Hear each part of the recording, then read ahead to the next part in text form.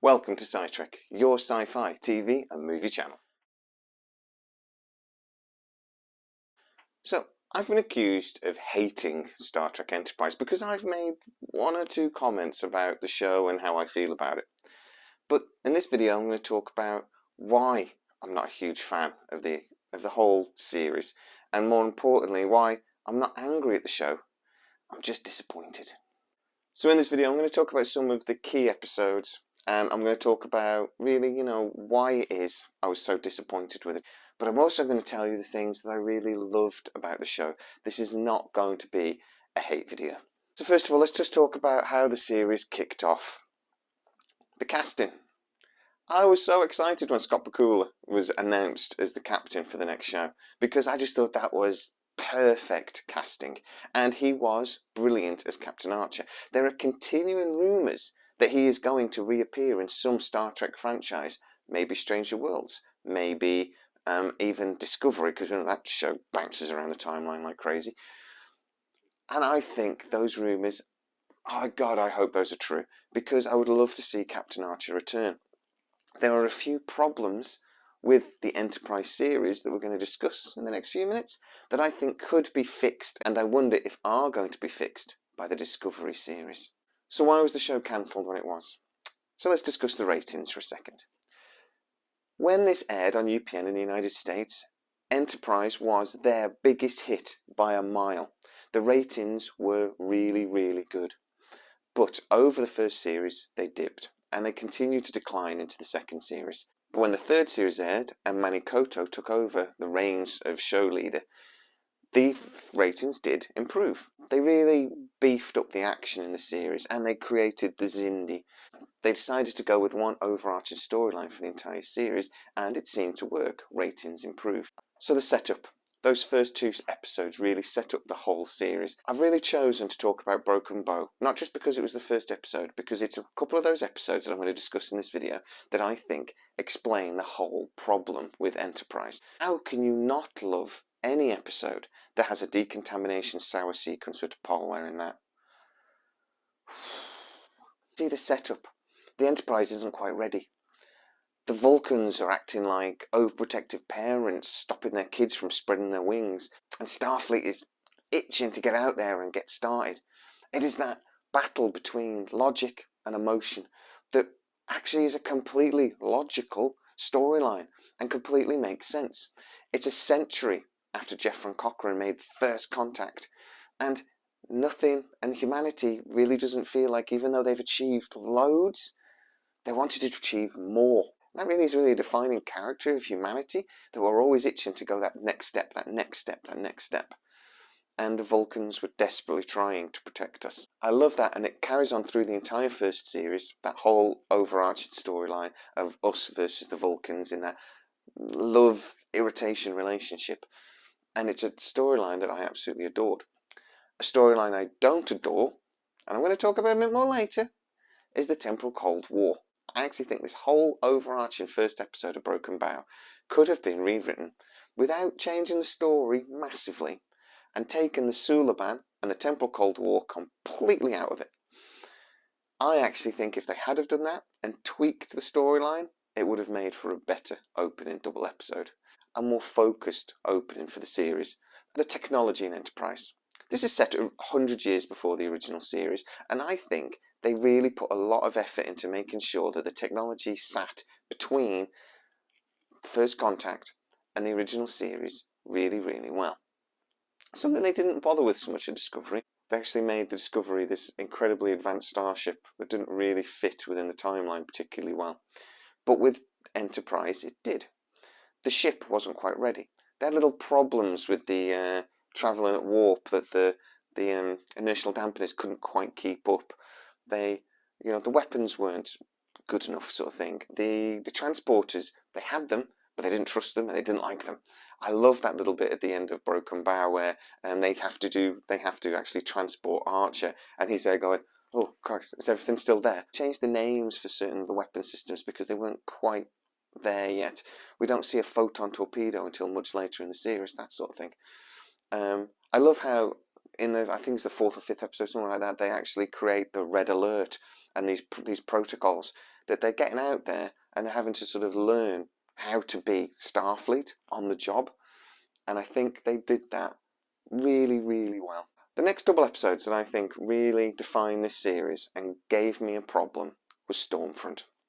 And again, this is a perfect example of my love, almost hate relationship with this series. They have characters like Vosk, who is a brilliant bad guy. The makeup was really good. The actor they had for it was really genuinely intense. This is a really good character that I'd have loved to have seen a lot more of. He was kind of scary. But we only see him for this double episode. We only see this species for the double episode. And then it turns out that they're the ones that actually started the Temporal Cold War in the first place. And Agent Daniels sent the Enterprise back to stop them.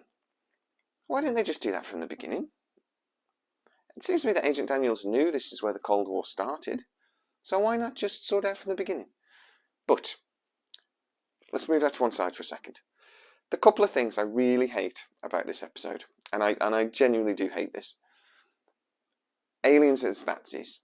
I have a problem with that. It made the episode look stupid from straight away.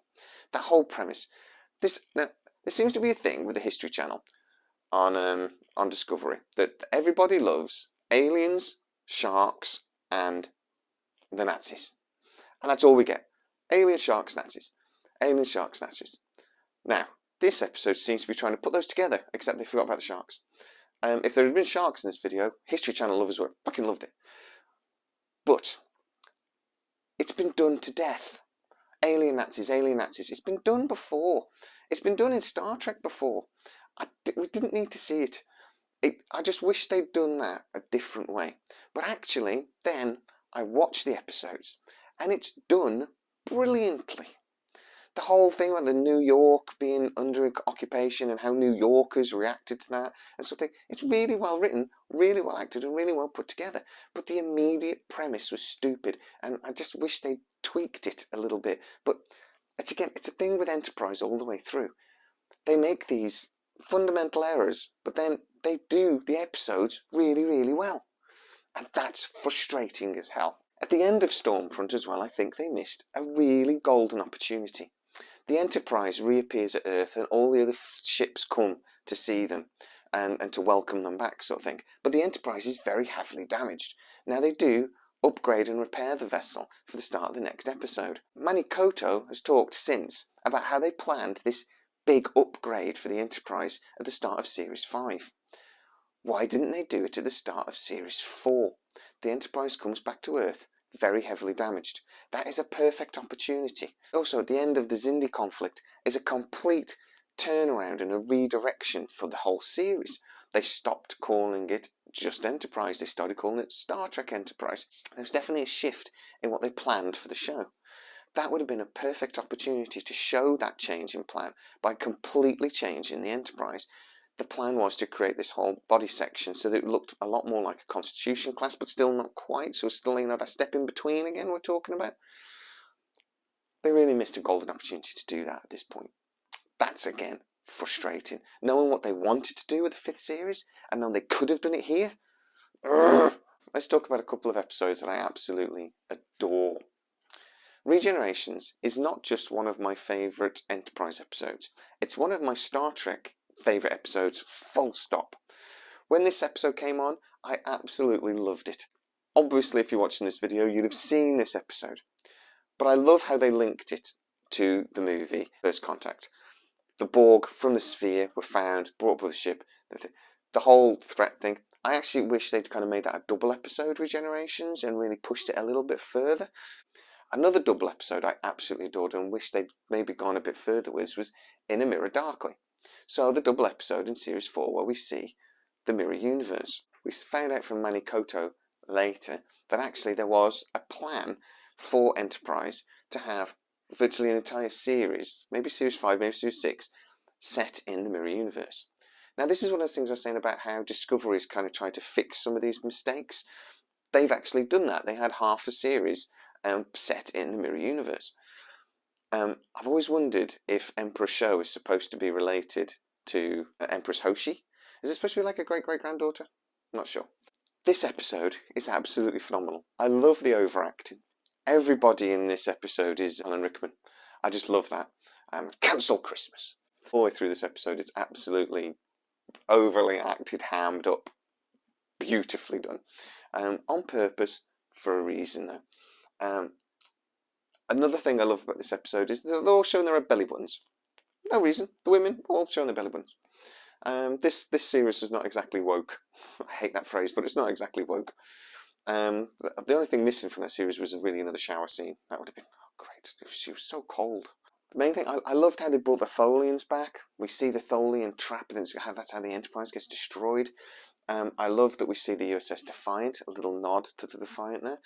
I just love everything about this episode. I love the sadistic Dr. Phlox. Oh my god, his character was so good. I kind of wish they'd dragged him back into the original series because he was more interesting than the normal Dr. Phlox, really. Before I speak about These Are the Voyages, the final episode, a very contentious Marmite episode that really divides fans, I just want to talk about canon. I'm not a huge fan of prequels.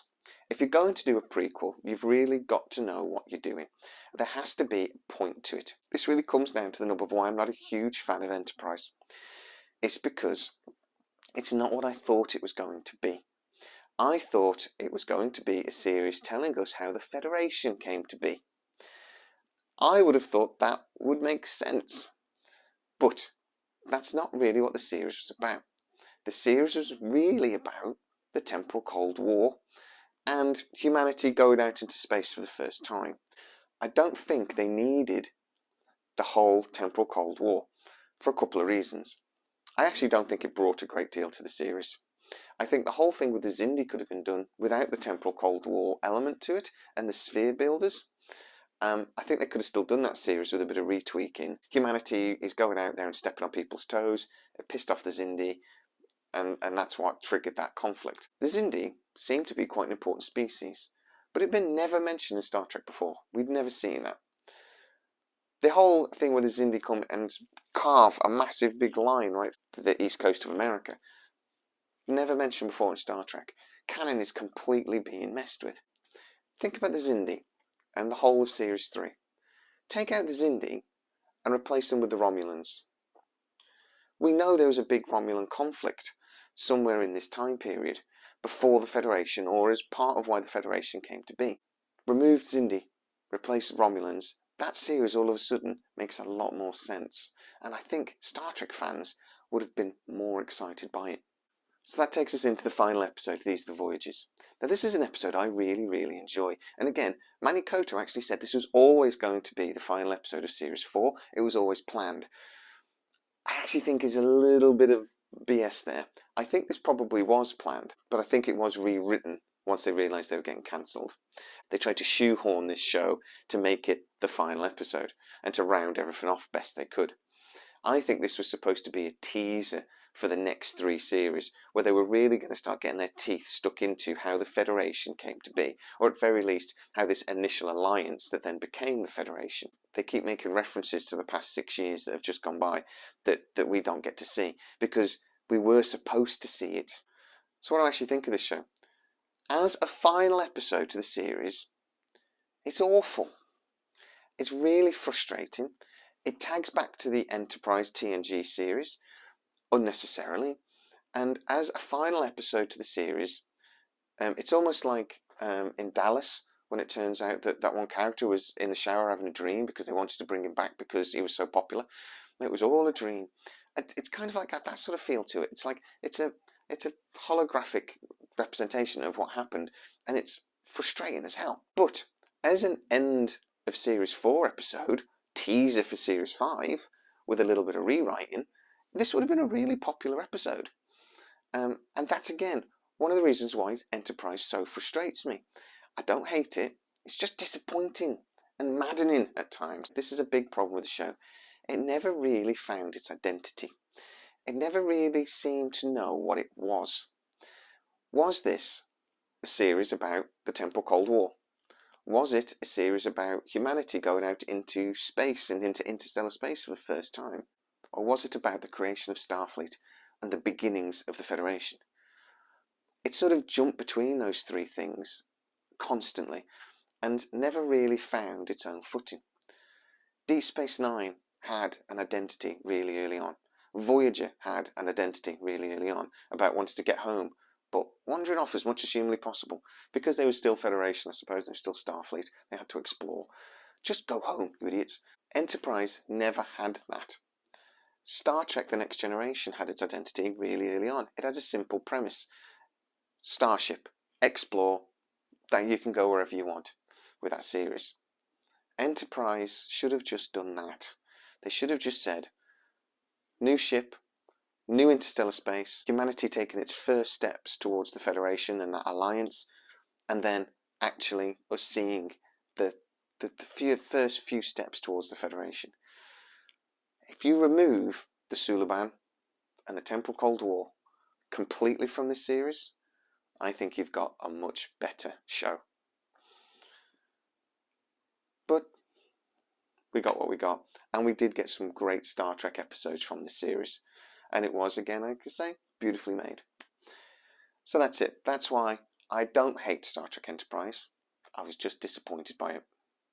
If you are new to the channel, please like, subscribe, hit that bell notification. You really help us out, and go and join us on Facebook.